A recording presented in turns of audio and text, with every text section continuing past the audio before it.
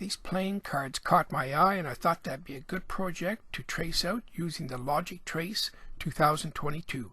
The first thing we're going to do here in Logic Trace 2022 is select the 4 points and define the 4 corners of the diagram. Just simply touching the 4 corners. Now I'm going to select Trace and we'll begin the tracing process. I'm just going to follow along the lines of the perimeter.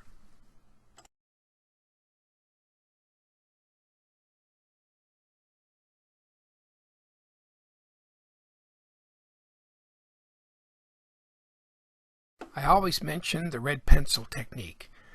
I use a pencil to keep track of where I start tracing so I know where to stop, so I don't want to cause a crossed vector.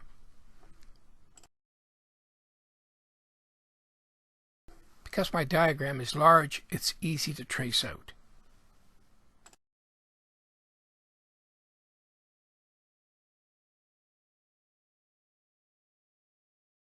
I thought this would be a good spot during my tracing to mention one of the unique features on Logic Trace 2022, and that's the ability of the program to extend the control window to another device like a cell phone or an iPad. This would make tracing very quick because you could just make your selections right beside you instead of what I'm doing, having to go back and forth to the desktop.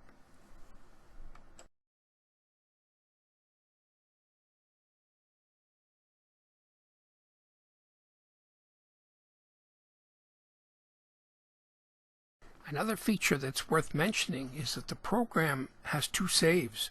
When you save your work as a DXF or whatever format you pick, the program also saves its own copy as a TLG, and that copy can be reloaded.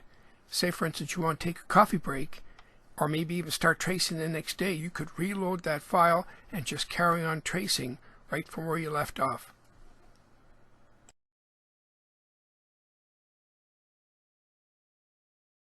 The other neat feature about the program that it can work with all computers, PC and Mac. The Mac part would be quite interesting. Logic Trace 2022 is also multi-language.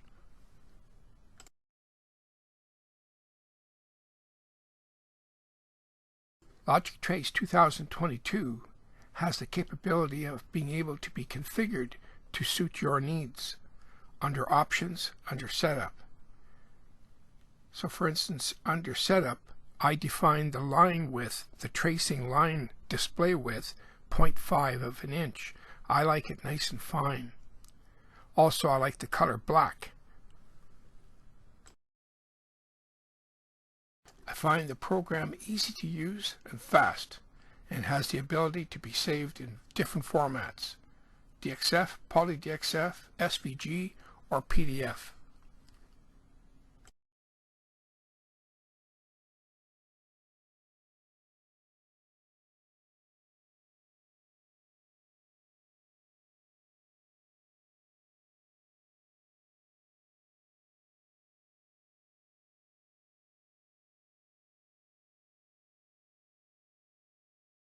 We're getting finished up here with the tracing, so I'm going to save my file. I'm going to save it as a DXF format for the cutting on the CO2 laser.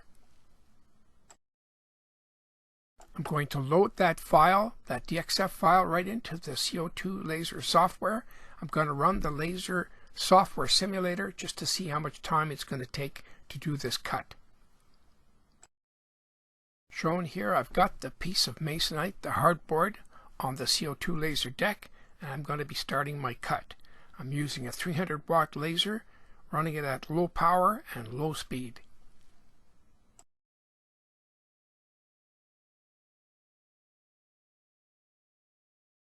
I'm using this particular laser because the laser bed is large. It's about a 52 inch by 39 inch bed, and this cut I'm doing is a large piece. The simulator on the laser showed that the cut was going to take about 9.23 minutes. In fact, it took about 10.5. Still, that's pretty quick.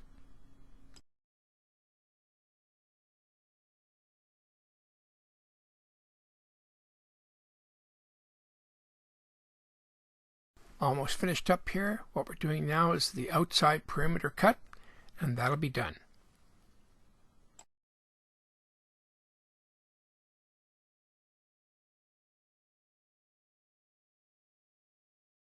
This is a good shot of the size of the cut. This is with all the background pieces removed. Shown here, I've given it 3 coats of black spray paint. This is the finished product. Playing cards, wall art.